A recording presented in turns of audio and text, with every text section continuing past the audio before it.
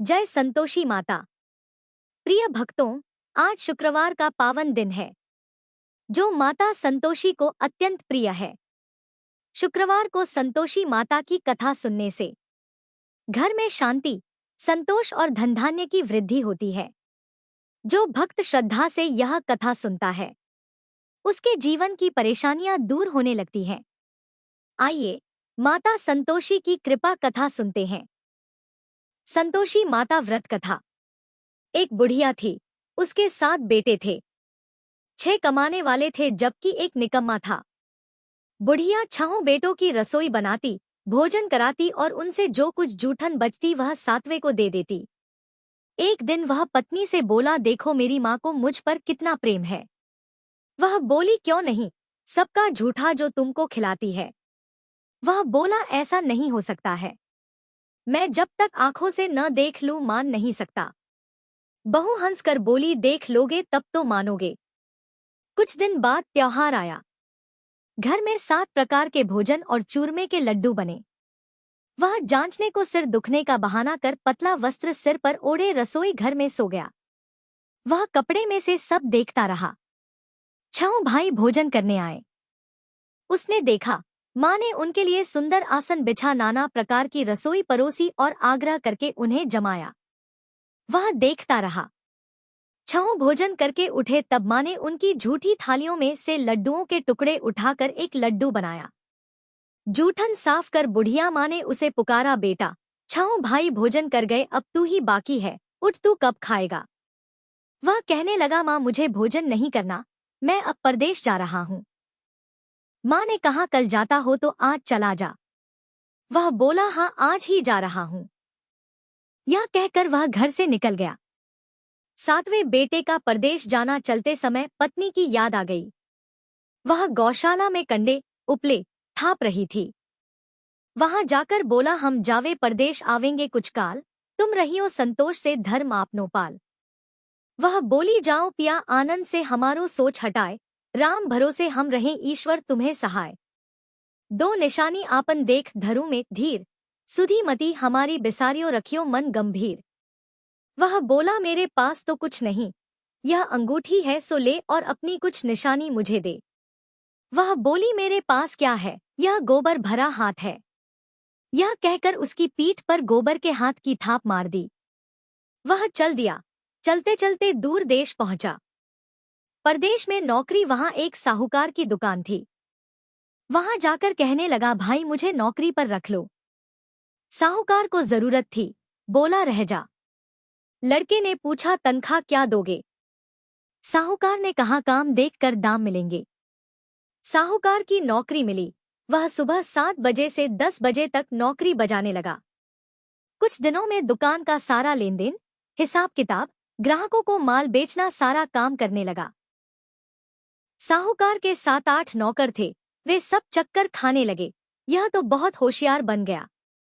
सेठ ने भी काम देखा और 3 महीने में ही उसे आधे मुनाफे का हिस्सेदार बना लिया। वह कुछ वर्ष में ही नामी सेठ बन गया और मालिक सारा कारोबार उस पर छोड़कर चला गया। पति की अनुपस्थिति में सास का अत्याचार, इधर उसकी पत्नी को सास ससुर दुख देने लगे। सारी गृहस्थी का काम कराके उसे लकड़ी लेने जंगल में भेजते। इस बीच घर के आटे से जो भूसी निकलती उसकी रोटी बनाकर रख दी जाती और फूटे नारियल की नारेली में पानी। एक दिन वह लकड़ी लेने जा रही थी। रास्ते में बहुत सी स्त्रियां संतोषी माता का व्रत करती दिखाई दी। संतोषी माता का व्रत, वह वहां खड़ी होकर कथा सुनने लगी और पूछा, बहनों तुम किस देवता का व्रत करती हो और उसके करने से क्या फल मिलता है। यदि तुम इस व्रत का विधान मुझे समझा कर कहोगे तो मैं तुम्हारा बड़ा एहसान मानूंगी। तब उनमें से एक स्त्री बोली, सुनो, यह संतोषी माता का व्रत है। इसके करने से निर्धनता, दरिद्रता का नाश होता है और जो कुछ मन में कामना हो सब संतोषी माता की कृपा से पूरी होती है। तब उसने उससे व्रत की विधि पूछी। संतोषी माता व्रत विधि, वह भक्तिनी स्त्री बोली, 1.25 आने का गुड़ चना लेना, इच्छा हो तो 5.25 आने का लेना या 1.25 रुपए का भी सहूलियत के अनुसार लाना। बिना परेशानी और श्रद्धा व प्रेम से जितना भी बन पड़े सवाया लेना। प्रत्येक शुक्रवार को निराहार रहकर कथा सुनना, इसके बीच क्रम टूटे नहीं, लगातार नियम पालन करना, सुनने वाला कोई न मिले तो घी का दीपक जला उसके आगे या जल के पात्र को सामने रखकर कथा कहना। जब कार्य सिद्ध न हो नियम का पालन करना और कार्य सिद्ध हो जाने पर व्रत का उद्यापन करना। 3 मास में माता फल पूरा करती है। यदि किसी के ग्रह खोटे भी हों तो भी माता वर्ष भर में कार्य सिद्ध करती है। फल सिद्ध होने पर उद्यापन करना चाहिए, बीच में नहीं। उद्यापन में 2.5 सेर आटे का खाजा तथा इसी परिमाण से खीर तथा चने का साग करना। 8 लड़कों को भोजन कराना, जहां तक मिले देवर, जेठ, भाई बंधु के हों, न मिले तो रिश्तेदारों और पास पड़ोसियों को बुलाना। उन्हें भोजन करा यथाशक्ति दक्षिणा दे माता का नियम पूरा करना। उस दिन घर में खटाई न खाना। यह सुन बुढ़िया के लड़के की बहू चल दी। व्रत का प्रण करना और मां संतोषी का दर्शन देना। रास्ते में लकड़ी के बोझ को बेच दिया और उन पैसों से गुड़चना ले माता के व्रत की तैयारी कर आगे चली और सामने मंदिर देखकर पूछने लगी, यह मंदिर किसका है? सब कहने लगे संतोषी माता का मंदिर है। यह सुनकर माता के मंदिर में जाकर चरणों में लौटने लगी। दीन हो विनती करने लगी, मां मैं निपट अज्ञानी हूँ, व्रत के कुछ भी नियम नहीं जानती, मैं दुखी हूँ। हे माता, जगत जननी मेरा दुख दूर कर, मैं तेरी शरण में हूँ। माता को दया आई। एक शुक्रवार बीता कि दूसरे को उसके पति का पत्र आया और तीसरे शुक्रवार को उसका भेजा हुआ पैसा आ पहुंचा। यह देख जेठ जेठानी मुंह सिकोड़े लगे। लड़के ताने देने लगे, काकी के पास पत्र आने लगे, रुपया आने लगा, अब तो काकी की खातिर बढ़ेगी। बेचारी सलता से कहती, भैया कागज आवे रुपया आवे, हम सब के लिए अच्छा है। ऐसा कहकर आंखों में आंसू भरकर संतोषी माता के मंदिर में मातेश्वरी के चरणों में गिरकर रोने लगी। माँ, मैंने तुमसे पैसा कब मांगा है? मुझे पैसे से क्या काम है? मुझे तो अपने सुहाग से काम है। मैं तो अपने स्वामी के दर्शन मांगती हूँ। तब माता ने प्रसन्न होकर कहा, जा बेटी, तेरा स्वामी आएगा। यह सुनकर खुशी से बावली होकर घर में जा काम करने लगी। अब संतोषी माँ विचार करने लगी, इस भोली पुत्री को मैंने कह तो दिया कि तेरा पति आएगा, लेकिन कैसे? वह तो इसे स्वप्न में भी याद नहीं करता। उसे याद दिलाने को मुझे ही जाना पड़ेगा। इस तरह माताजी उस बुढ़िया के बेटे के पास जा स्वप्न में प्रकट हो कहने लगी, साहूकार के बेटे, सो रहा है या जागता है? वह कहने लगा, माता सोता भी नहीं, जागता भी नहीं हूँ, कहो क्या आ गया है? माँ कहने लगी, तेरे घर बार कुछ है कि नहीं? वह बोला, मेरे पास सब कुछ है, माँ बाप है, बहू है, क्या कमी है? माँ बोली, भोले पुत्र, तेरी बहू घोर कष्ट उठा रही है, तेरे माँ बाप उसे परेशानी दे रहे हैं। वह तेरे लिए तरस रही है, तू उसकी सुध ले। वह बोला, हाँ माताजी, यह तो मालूम है, परंतु जाऊं तो कैसे? परदेश की बात है, लेन देन का कोई हिसाब नहीं, कोई जाने का रास्ता नहीं आता, कैसे चला जाऊं? माँ कहने लगी, मेरी बात मान, सवेरे नहा धोकर संतोषी माता का नाम ले, घी का दीपक जला, दंडवत कर दुकान पर जा बैठ। देखते देखते सारा लेन देन चुक जाएगा, जमा का माल बिक जाएगा, सांझ होते होते धन का भारी ठेर लग जाएगा। अब बूढ़े की बात मानकर वह नहा धोकर संतोषी माता को दंडवत घी का दीपक जला दुकान पर जा बैठा। थोड़ी देर में देने वाले रुपया लाने लगे, लेने वाले हिसाब लेने लगे। कोटे में भरे सामान के खरीददार नकद दाम दे सौदा करने लगे। शाम तक धन का भारी ठेर लग गया। मन में माता का नाम ले चमत्कार देख प्रसन्न हो घर ले जाने के वास्ते गहना, कपड़ा सामान खरीदने लगा। यहाँ काम से निपट तुरंत घर को रवाना हुआ। उधर उसकी पत्नी जंगल में लकड़ी लेने जाती है, लौटते वक्त माताजी के मंदिर में विश्राम करती। वह तो उसके प्रतिदिन रुकने का जो स्थान ठहरा। धूल उड़ती देख वह माता से पूछती है, हे माता, यह धूल कैसे उड़ रही है? माता कहती है, हे पुत्री, तेरा पति आ रहा है।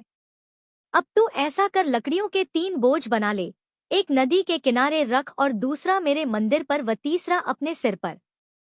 तेरे पति को लकड़ियों का गट्ठर देख मोह पैदा होगा, वह यहाँ रुकेगा, नाश्ता पानी खाकर माँ से मिलने जाएगा।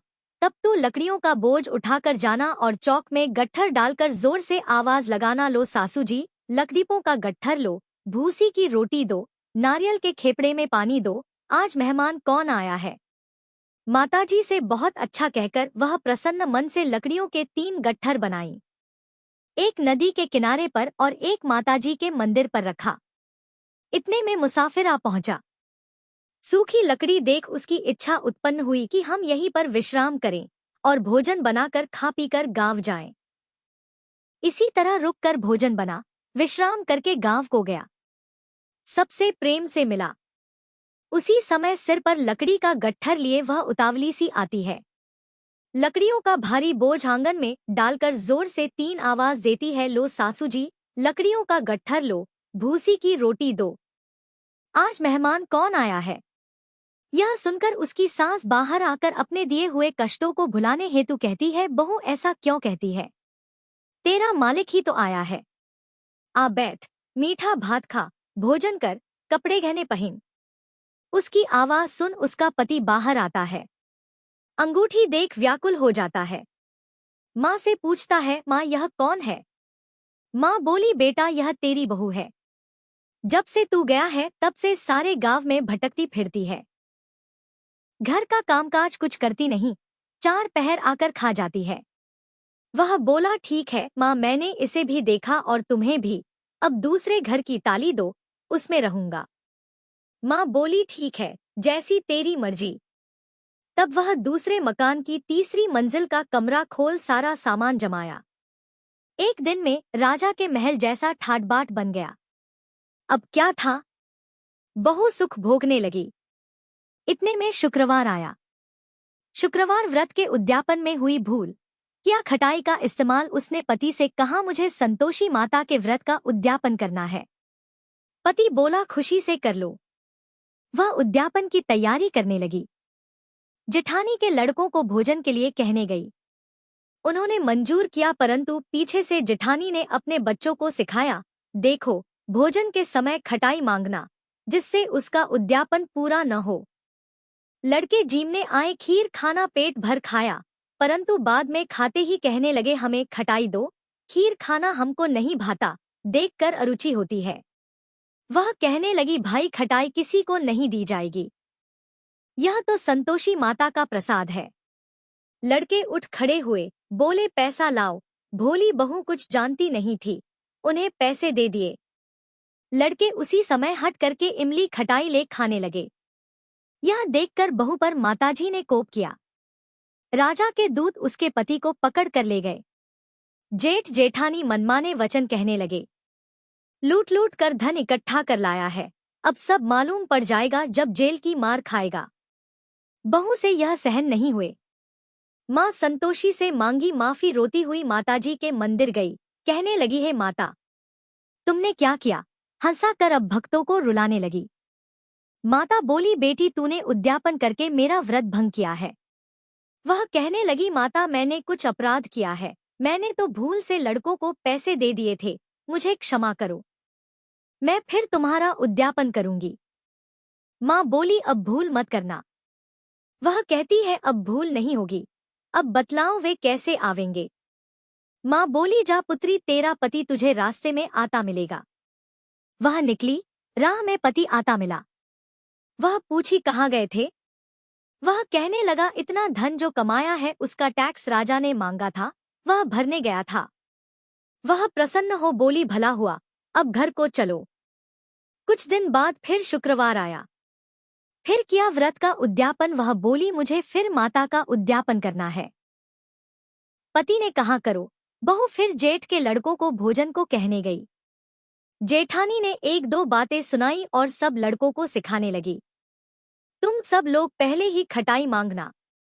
लड़के भोजन से पहले कहने लगे, हमें खीर नहीं खानी, हमारा जी बिगड़ता है, कुछ खटाई खाने को दो। वह बोली, खटाई किसी को नहीं मिलेगी, आना हो तो आओ। वह ब्राह्मण के लड़के लाकर भोजन कराने लगी। यथाशक्ति दक्षिणा की जगह एक एक फल उन्हें दिया। संतोषी माता प्रसन्न हुई। संतोषी माता का फल माता की कृपा होते ही 9वें मास में उसके चंद्रमा के समान सुंदर पुत्र प्राप्त हुआ। पुत्र को पाकर प्रतिदिन माता जी के मंदिर को जाने लगी। माँ ने सोचा, यह रोज आती है, आज क्यों न इसके घर चलूं। यह विचार कर माता ने भयानक रूप बनाया, गुड़चने से सना मुख, ऊपर सूंड के समान होठ, उस पर मक्खियां भिन भिन कर रही थी।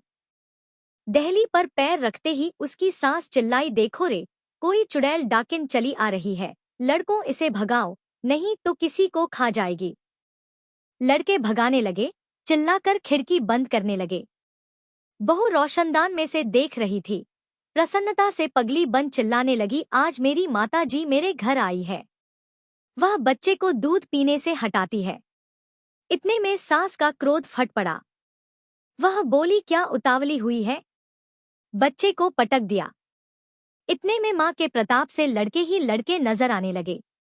वह बोली, माँ, मैं जिसका व्रत करती हूँ यह संतोषी माता है। सबने माता जी के चरण पकड़ लिए और विनती कर कहने लगे, हे माता, हम मूर्ख हैं, अज्ञानी हैं, तुम्हारे व्रत की विधि हम नहीं जानते, व्रत भंग कर हमने बड़ा अपराध किया है, जग माता आप हमारा अपराध क्षमा करो। इस प्रकार माता प्रसन्न हुई। बहू को प्रसन्न हो जैसा फल दिया वैसा माता सबको दे, जो पढ़े उसका मनोरथ पूर्ण हो। बोलो संतोषी माता की जय। अब सुनिए मां लक्ष्मी जी को समर्पित वैभव लक्ष्मी व्रत कथा। एक बार एक बहुत बड़ा शहर था। इस शहर में लाखों लोग रहते थे। पहले के जमाने के लोग साथ साथ रहते थे और एक दूसरे के काम भी आते। लेकिन नए जमाने के लोगों का स्वरूप ही अलग सा है। सब अपने अपने कामों में लगे रहते हैं। किसी को किसी की कोई परवाह ही नहीं। घर के सदस्यों को भी एक दूसरे की परवाह नहीं होती है। भजन कीर्तन, भक्ति, भाव, दया, माया, परोपकार जैसे संस्कार कम हो गए हैं। शहर में बुराइयां बढ़ गई थी। शराब, जुआ, रेस, व्यभिचार, चोरी, डकैती आदि बहुत से अपराध शहर में होते रहते थे। कहावत है कि हजारों निराशा में एक अमर आशा छुपी हुई है। इस तरह इतनी सारी बुराइयों के बाद भी शहर में कुछ अच्छे लोग भी रहते थे। ऐसे अच्छे लोगों में शीला और उनके पति की गृहस्थी मानी जाती थी। शीला धार्मिक प्रकृति की और संतोषी महिला थी। उनका पति भी विवेकी और सुशील था। शीला और उनका पति ईमानदारी से जीते थे।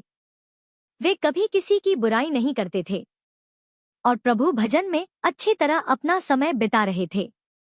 उनकी गृहस्थी आदर्श गृहस्थी थी और शहर के लोग उनकी गृहस्थी की सराहना किया करते थे। शीला का परिवार इसी तरह हंसी खुशी रह रहा था। पर कहा जाता है कि कर्म की गति अटल है। विधाता के लिखे लेख को कोई नहीं समझ सकता। इंसान का भाग्य क्षण भर में ही राजा को रंक बना देता है और रंक को राजा। शीला के पति के पिछले जन्म के कर्म भोगने बाकी रह गए थे कि वह बुरे लोगों से संगत कर बैठा। वह जल्द से जल्द करोड़पति होने के सपने देखने लगा। इसलिए वह गलत रास्ते पर चल पड़ा और करोड़पति होने के बजाय वह रोडपति बन गया। यानी रास्ते पर भटकते भिखारी की तरह उसकी स्थिति हो गई थी। शहर में शराब, जुआ, रेस, चरस, गांजा आदि बुराइयां फैली हुई थी। उसमें शीला का पति भी फंस गया। दोस्तों के साथ उसे भी शराब की लत हो गई। जल्द से जल्द पैसा वाला बनने के लालच में दोस्तों के साथ वह रेस जुआ भी खेलने लगा। इस तरह बचाई हुई धनराशि, पत्नी के गहने, सब कुछ रेस जुए में उसने गवा दिया। समय के परिवर्तन के साथ घर में दरिद्रता और भूखमरी फैल गई। अब सुख से खाने के बजाय 2 वक्त के भोजन के भी लाले पड़ गई और शीला को पति की गालियां खाने का समय आ गया था। शीला सुशील और संस्कारी स्त्री थी। उसको पति के बर्ताव से बहुत दुख हुआ, किंतु वह भगवान पर भरोसा करके बड़ा दिल रखकर दुख सहने लगी। कहा जाता है कि सुख के पीछे दुख और दुख के पीछे सुख आता ही है। इसलिए दुख के बाद सुख भी आएगा ही। ऐसी श्रद्धा और विश्वास के साथ शीला अब प्रभु भक्ति में लीन रहने लगी। इस तरह शीला दुख सहते सहते भगवान के ध्यान में अपना समय बिताने लगी। अचानक एक दिन दोपहर में उनके द्वार पर किसी ने दस्तक दी। शीला सोच में पड़ गई कि मुझ जैसे गरीब के घर पर इस समय भला कौन आया होगा। फिर भी द्वार पर आए हुए अतिथि का आदर करना चाहिए। ऐसे आर्य धर्म के संस्कार वाली शीला ने खड़े होकर द्वार खोला। देखा तो एक मांझी खड़ी थी। वे बड़ी उम्र की लगती थी, किंतु उनके चेहरे पर अलौकिक तेज निखर रहा था। उनकी आंखों में से मानो अमृत बह रहा हो, उनका भव्य चेहरा करुणा और प्यार से छलक रहा था। उनको देखते ही शीला के मन में अपार शांति छा गई। वैसे तो शीला इन मांझी को बिल्कुल भी पहचानती नहीं थी, फिर भी उनको देखकर शीला के मन में आनंद छा गया। शीला मांझी को आदर और सम्मान के साथ घर में लिवा लाई।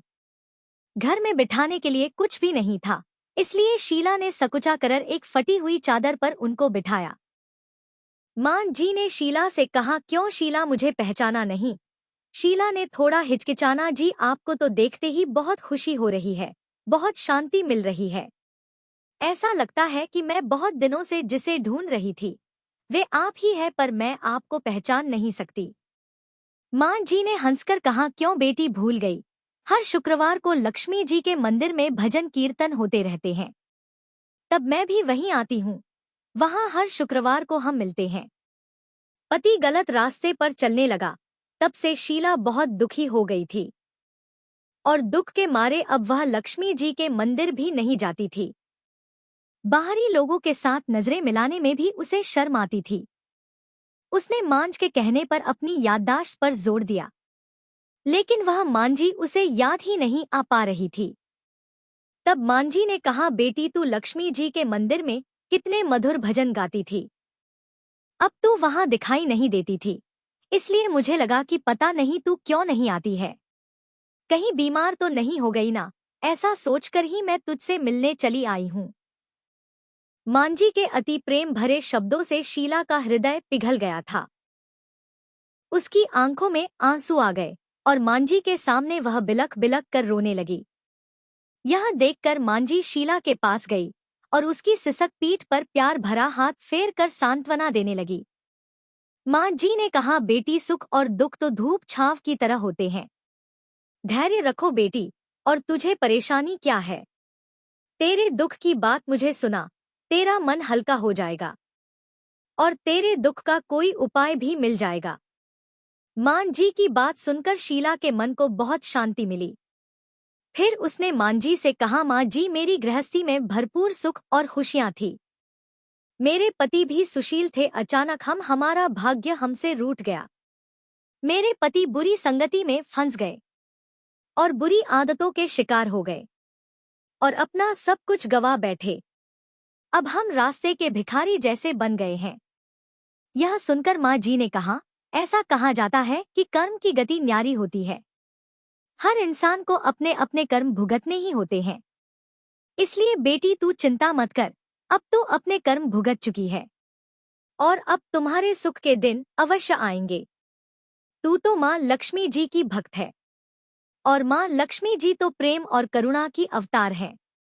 वे अपने भक्तों पर हमेशा ममता रखती हैं। इसलिए तू धैर्य रखकर मां लक्ष्मी जी का व्रत कर, इससे सब कुछ ठीक हो जाएगा।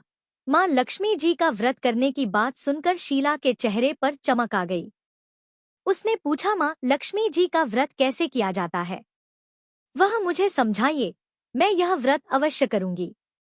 मां जी ने कहा, बेटी मां लक्ष्मी जी का व्रत बहुत सरल है। इसे वरद लक्ष्मी व्रत या वैभव लक्ष्मी व्रत भी कहा जाता है। यह व्रत करने वाले की सारी मनोकामनाएं पूरी हो जाती हैं और वह सुख समृद्धि और यश की प्राप्ति करता है। ऐसा कहकर मां जी वैभव लक्ष्मी व्रत की विधि कहने लगी। बेटी वैभव लक्ष्मी व्रत वैसे तो बहुत ही सरल सा व्रत है, किंतु कई लोग इस व्रत को गलत तरीके से करते हैं, इसलिए उसका कोई भी फल नहीं मिलता। कई लोग कहते हैं कि सोने के गहने की हल्दी कुमकुम से पूजा करो, बस व्रत हो गया, लेकिन ऐसा नहीं है। कोई भी व्रत शास्त्रीय विधि से करना चाहिए, तभी भी उसका फल मिलता है। सच्ची बात यह है कि सोने के गहनों का भी विधि से पूजन करना चाहिए। व्रत की उद्यापन विधि भी शास्त्रीय विधि से करनी चाहिए। यह व्रत शुक्रवार को ही करना चाहिए। प्रातःकाल स्नान करके स्वच्छ कपड़े पहनो और सारा दिन जय मां लक्ष्मी का जाप करते रहो। किसी की निंदा नहीं करनी चाहिए। शाम को पूर्व दिशा में मुंह करके साफ आसन पर बैठ जाओ। सामने चौकी रखकर उस पर साफ कपड़ा बिछाओ और उसके ऊपर चावल का छोटा सा ढेर करो। उस ढेर पर पानी से भरा तांबे का कलश रखकर कलश पर एक कटोरी रखो। उस कटोरी में एक सोने का गहना रखो। सोने का ना हो तो चांदी का भी चलेगा। चांदी का ना हो तो नकद रुपया भी चलेगा। फिर घी का दीपक और धूप जलाकर रखो। मां लक्ष्मी जी के बहुत स्वरूप हैं और मां लक्ष्मी जी को श्री यंत्र अति प्रिय है। इसलिए वैभव लक्ष्मी व्रत में पूजन करते समय सबसे पहले श्री यंत्र और लक्ष्मी जी के विधि स्वरूपों का सच्चे मन से दर्शन करो। उसके बाद लक्ष्मी स्तवन का पाठ करो। बाद में कटोरी में रखे हुए गहने या रुपयों को हल्दी कुमकुम और अक्षत चढ़ाकर पूजा करो और लाल रंग का पुष्प चढ़ाओ। शाम को कोई मीठी चीज बनाकर उसका प्रसाद रखो। ना हो सके तो शक्कर या गुड़ का भी भोग लगा सकते हो। फिर आरती करके 11 बार सच्चे हृदय से जय मां लक्ष्मी बोलो। बाद में 11 या 21 शुक्रवार यह व्रत करने का दृढ़ संकल्प मां के सामने करो और आपकी जो भी मनोकामना हो वह पूरी करने की मां लक्ष्मी जी से विनती करो। फिर मां का प्रसाद सब में बांट दो। थोड़ा प्रसाद अपने लिए भी रख लो। अगर आप में शक्ति हो तो सारा दिन उपवास रखो और सिर्फ प्रसाद खाकर शुक्रवार का व्रत करो। शक्ति ना हो तो एक बार शाम को प्रसाद ग्रहण करते समय खाना खा लो। बाद में कटोरी में रखा गहना या रुपया ले लो। कलश का पानी तुलसी की क्यारी में डाल दो और चावल पक्षियों को डाल दो। इसी तरह शास्त्रीय विधि से व्रत करने से उसका फल अवश्य मिलता है।